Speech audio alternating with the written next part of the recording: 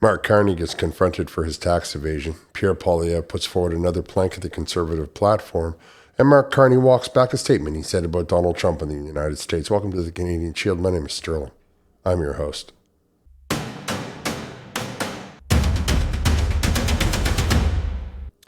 Mark Carney was in Montreal trying to convince Quebecers to vote for him so that he can be given the opportunity to enshrine a $150 million annual payment to the CBC, a television station that is forced into your feed by the Google algorithm, that is forced into your cell phone and forced into your YouTube, and yet they still can't get anybody to watch their shows, primarily because the CBC is rooted in a lot of hate and a lot of things that they don't even agree with nationalism.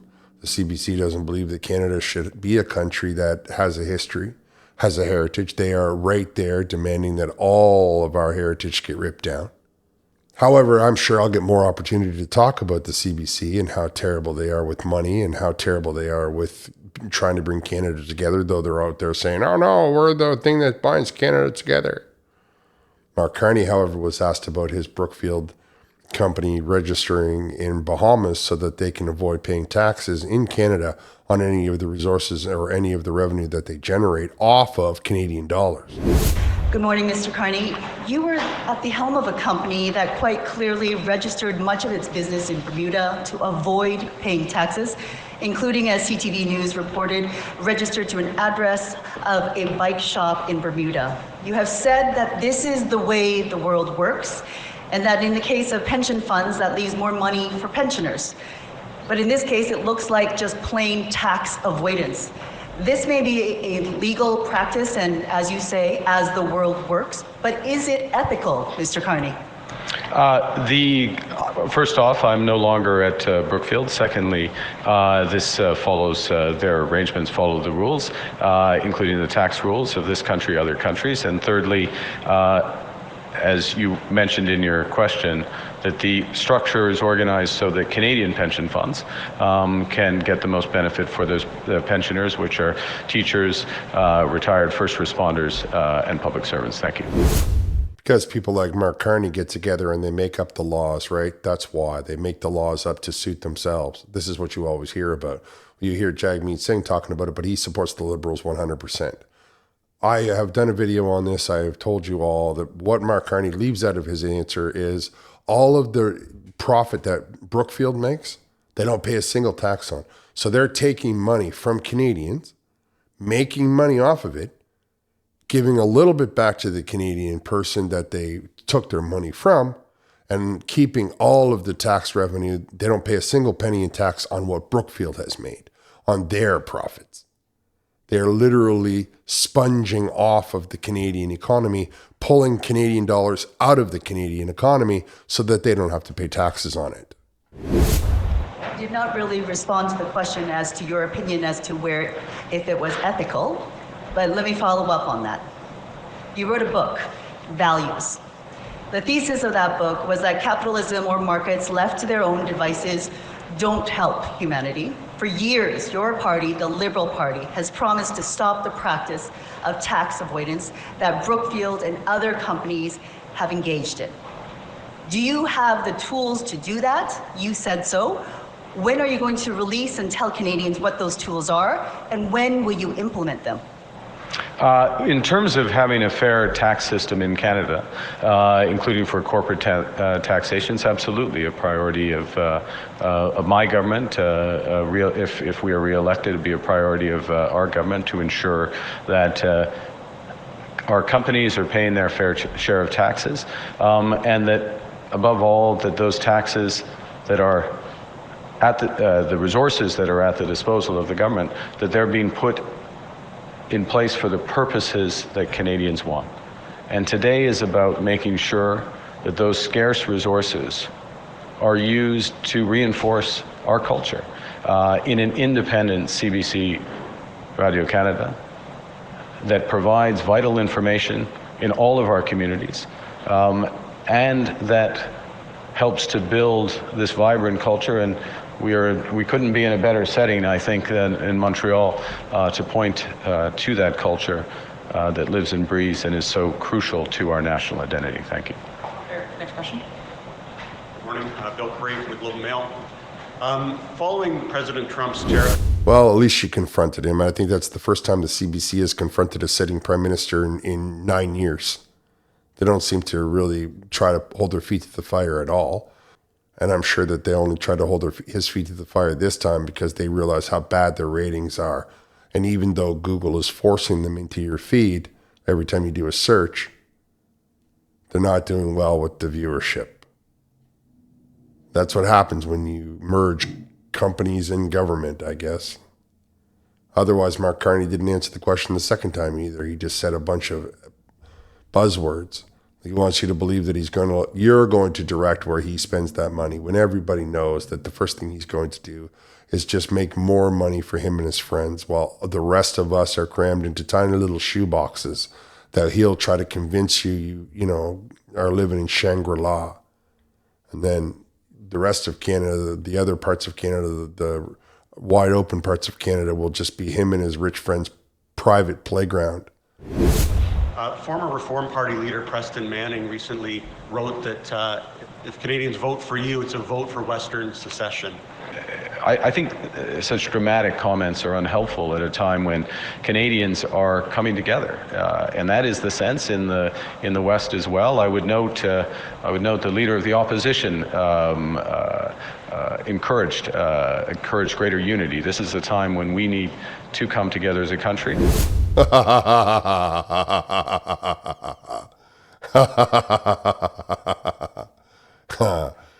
Mark Carney is getting desperate that he has no answer when standing 10 feet away from Stephen Guilbeault, he invokes the name of Pierre Poilievre as a defense for his positions with Alberta separation, Western secession.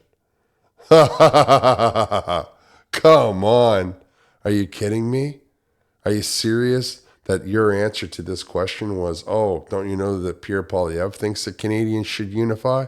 Pierre Poilievre has been saying Canadians should unify while you were calling him a MAGA maple and while you were calling him every name in the book, long before you realized that the wind wasn't blowing the way of post-nationalist Canada, the way the Liberals are. Now, all of a sudden, the group that coined the term Maple MAGA as to somehow make it against nationalism is trying to pretend like they're the most nationalist party in Canada, which we all know you are not. We all know that you can't stand the idea of the unified Canada.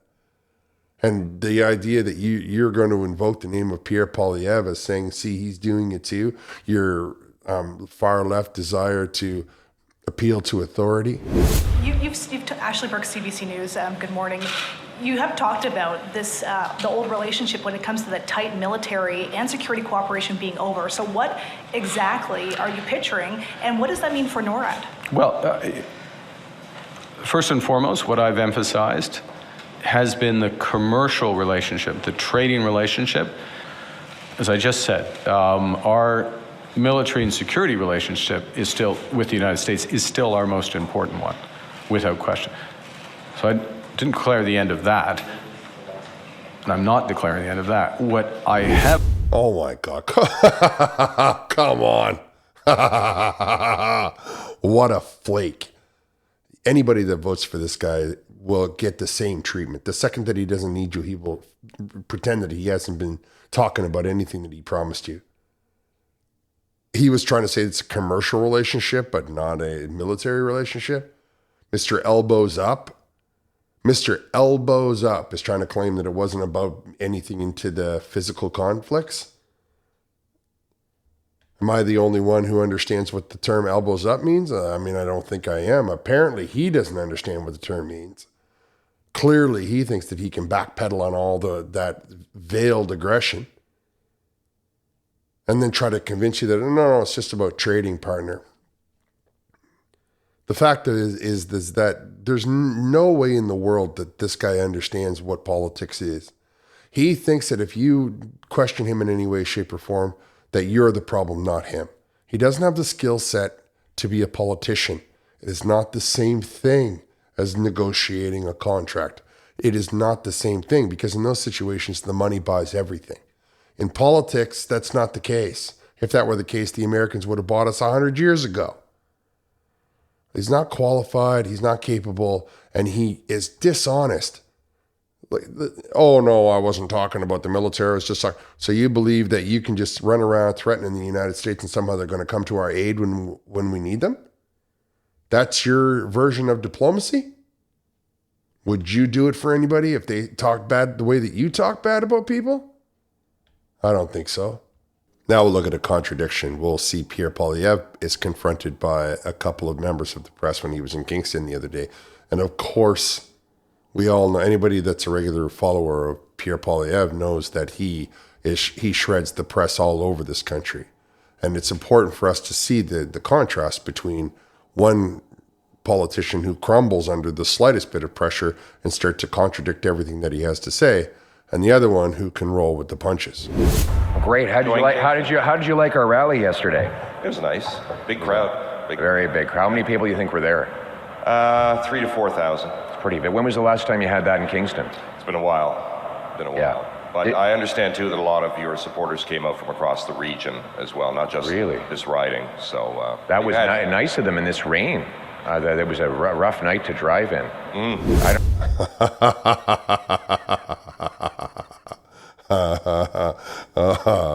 So that's what's called killing him with kindness. You know, he was being very polite, knowing full well that the reporter has nothing but hostility in his mind. And then the guy tries to say, oh, no, but that's not just from people around here. That's from everywhere around this region.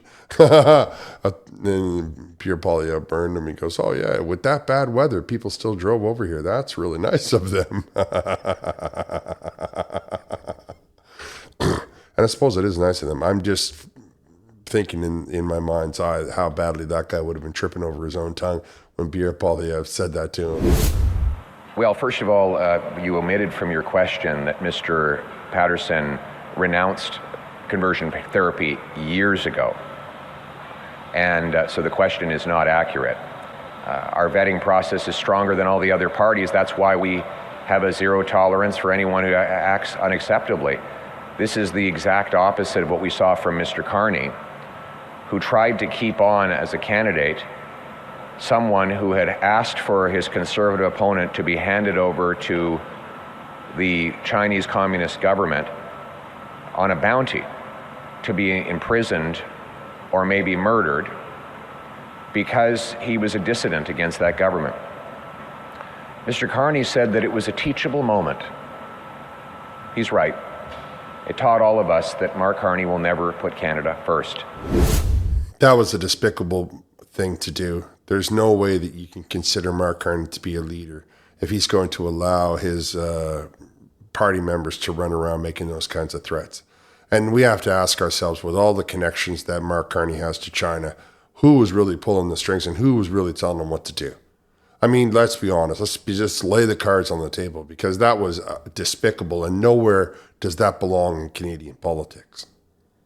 I believe that Pierre Poilievre, assessing that as Mark Carney not understanding, putting Canada first, he put his own party first, and he will do that time and time and time again. You're making the threat against a person who's in his own country considered a freedom fighter.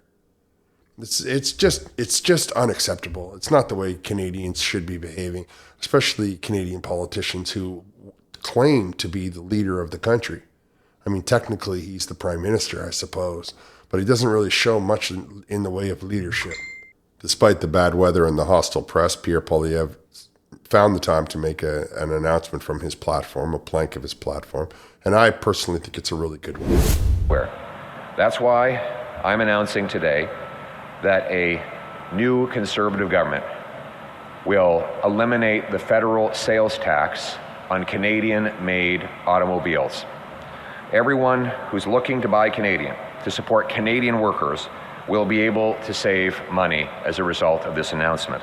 Axing the GST on a $50,000 Canadian-made automobile will save $2,500 to the car buyer. By saving cash-strapped Canadians' families their hard-earned money, we will increase demand for Canadian-made cars and keep more workers on the job.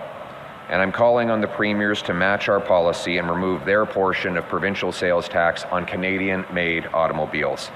This will have the double effect of supporting workers in the auto sector and also tackling the liberal inflation crisis that has made everything more expensive. Both federal and provincial sales taxes, were they removed, would save up to $7,000 for the purchase of the average $50,000 car. This is a great idea. This is the kind of thing that Canada needs. This is the kind of innovative thinking that the country needs. Because, you know, you're all out there thinking in your mind, well, we don't make many cars in Canada, but I'm trying to think outside of the scope. I'm trying to look at it in a different way. So we might not currently make many cars right now, but we can now sort of see how that might drive the initiative to create a car. I mean, don't think that there isn't individual businessmen in this country who could start to create their own Canadian car and as a result take a big share of the market. However, are things in Canada that we do make, right? And does it not sound like a good idea to expand it to say snowmobiles, canoes, sea-doos, watercraft of every form, bicycles? I mean, why not? Why would we not say, you know what, in an effort to get Canada to be unified as a Canadian country to have its own manufacturing, we should incentivize all people to purchase Canadian-made products, especially if they're made from some of these heavy-duty, like, you know, steel or aluminum or, you know, these products that are going to be taking the lion's share of the hit. It makes a lot of sense. I mean, I think it makes a lot of sense. You can let me know down in the comments. And I go a little further outside of that. One thing that I don't agree with is in Canada, we buy a lot of IKEA furniture, which is just wood, right? It's pine. And don't misunderstand me. It's good stuff and you build it yourself and all of that. But why would we not have a company like that in Canada that gives you Canadian pine or Canadian spruce or whatever the wood happens to be? Why would we not have a company giving us Canadian products that are for the house, right? Like a table, a chair, and other products that, you know, are all spread out through your house. Like, should Canadian furniture not be one of the things that we should be looking at? Should Canadian manufacturing not be brought forward on a full scale? And when people purchase, you know, many of these things, they have them for years. So these could be considered, you know, substantial purchases. And an individual who's trying to get, your first apartment and you're trying to get it set up, well, how many people out there listening to my voice furnish their first apartment with IKEA? Now, why would we not have our first apartment furnished with Canadian products? Exactly the same, but made in Canadian, right? Made Canadian tables, Canadian chairs, all of the things that you purchase inexpensively because you build it together. And it's made from, you know, good quality pine or whatever it happens to be. And to be able to purchase it GST free would be great. To be able to maybe even go a little further down the line and say the company can manufacture it GST free. Anything to get the economy stimulated. And I'm old enough to remember when the GST was promised to be a short-term tax. It's been around for a long time now. So I get that there's, you know, what I'm saying might be too many products all at once, but I can certainly see how this is a good plan to spread it out. Now, by contrast, Mark Carney's saying, well, we're going to put down tariffs on everything that the Americans have done tariffs, and any of the tariffs that we collect, we will dole out. It'll be just like a 1950s housewife begging for the lunch money from her husband. You know, it'll be just exactly the same thing as they're like, can I have $1, please, sir? That Mark Carney will be doling out from his tariffs that he's collected. As the Liberal Party decides who gets what and who can kiss the hem the loudest and the longest. You let me know what you think. Do you think the GST being removed from Canadian-made products larger than just cars, like in a bigger scope than just cars, is a good idea? I'm going to wrap here. I want to thank you for listening. I'll talk to you next time.